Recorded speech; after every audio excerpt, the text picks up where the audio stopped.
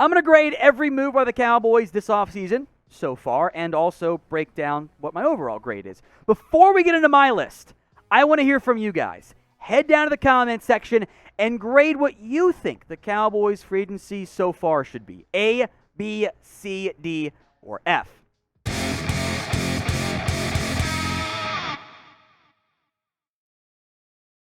Tom Downey here for the Dallas Cowboys Report. The Cowboys have plenty of money to spend still, around $17 million plus $10 million after June 1st. They're probably not going to spend it. So instead, let's grade all the Cowboys free agency moves so far. Let's go to Michael Gallup. We'll begin with the signings and the re-signings and the additions for this team. Gallup's deal is listed officially as a 5-year, $57 million contract for the Dallas Cowboys. There's $23 million guaranteed. So there is an early out from that perspective. But my grade, it's a B. If Gallup were healthy, he probably would have cost you more, but it would have been a higher grade as well. So I am fine with bringing back Gallup. You can bail on this deal after 2 years if you need to. The Amari Cooper side of it, well, look, we'll get to that later on. DeMarcus Lawrence, I'll also count on this since it was technically a new deal for the Cowboys edge rusher. 3 years, $40 million, $30 million of which is guaranteed. This is an A grade. DeMarcus Lawrence is making far less than he would have made, I believe, on the open market. I know Tank said he wasn't going to take a pay cut. He got more guaranteed money, so I get that. This is a pay cut. He took less to help you. That is an A as far as I'm concerned. All right, more edges here. Dorance Armstrong. The numbers that have come in officially do make me feel a little bit better about that. I am only going to give this grade, though, however, a B-. It's a 2-year, $12 million deal. $6 million is guaranteed. That is a lot to pay Edge 3. Kind of why he's really Edge 2A right now. And Edge 2B is probably Dante Fowler, the other edge rusher the Cowboys signed. Now, Fowler, as a cut player or avoided contract guy, he does not count against the comp pick formula. He really wouldn't have anyway. Dante Fowler, folks, the contract details are in. 1 year, $3 million. $1 million of that is guaranteed. That is it. That's an A-plus signing. Even if Fowler doesn't work out, he's not tied to your organization even for this year, and it's super cheap. I have no problem with that move whatsoever.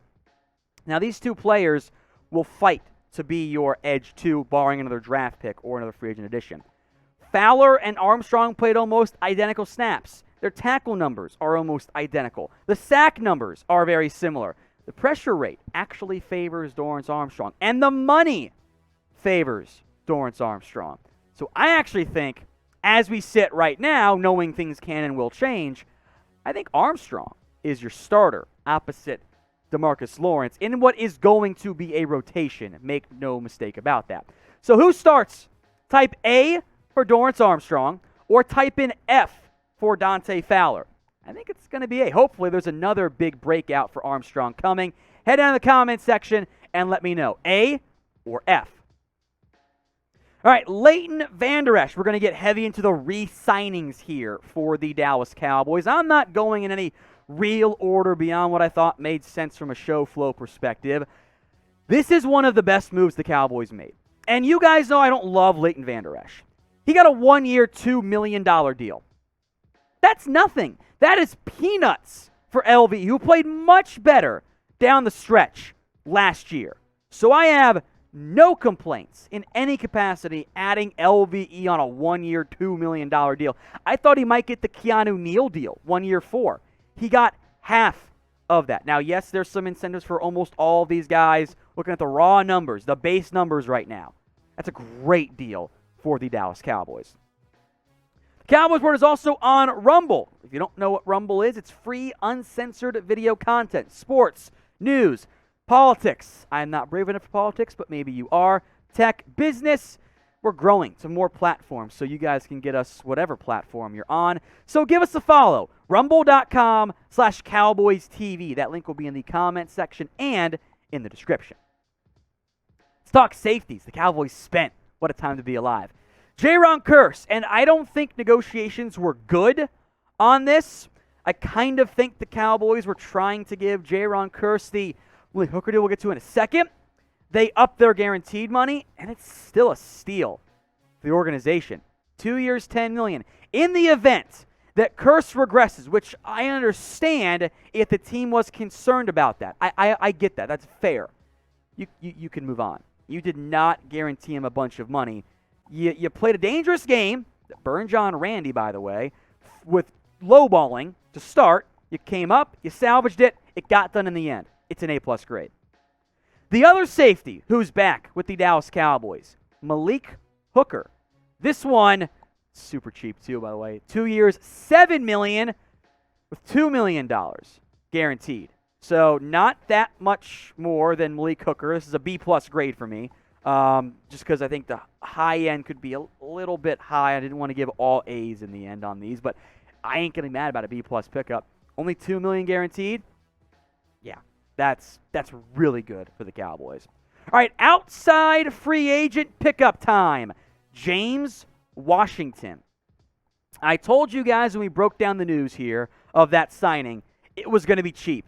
It came in cheaper than even I thought it was going to come in at. This is an A grade for me because James Washington is getting 1 year at the vet min. Now, it's fully guaranteed. He will be on your roster most likely this upcoming year. Whether it's receiver 3, maybe 4, worst case 5.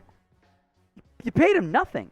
Vet minimum is what that 1.187 contract equates to. He gets that. He counts for the vet minimum bonus stuff. He actually costs less than that on your salary cap. It's a great move. So what is your favorite Cowboys roster move so far this year? Head down to the comments section and let me know your favorite Cowboys roster move. Maybe it's the punter. Now, you're not going to like my coward's way out answer, but deal with it here. I'm going to go ahead and give Bryan Anger an incomplete grade because I don't know what the guaranteed money is. And that matters a lot. We know it's a 3-year, $9 million deal. But what's the guaranteed? If you guaranteed him like $3 million, okay, I'm in. Sure, that's fine. He's a punter. If you guaranteed him all 9, I'll actually be very upset. Because my issues with punters and kickers is that is a position that is inconsistent from year to year. Sometimes they're great.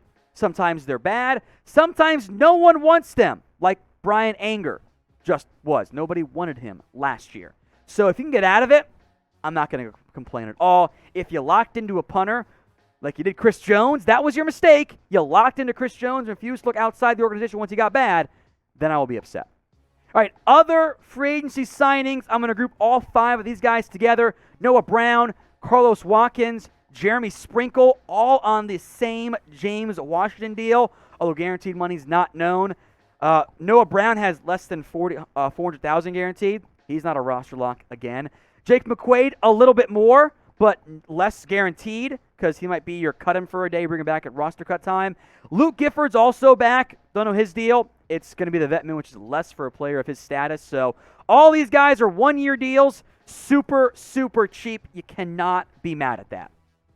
Now, what you can be mad at is the Cowboys not spending big money in free agency. So who do you still want the Cowboys to go get? Drop a name for me in the comments section. And while you're down there, make sure you are subscribed. We did an updated video, by the way. Some more free agent targets. Some big names, like you see right there. Some cheaper names who fit the Cowboys' MO overall.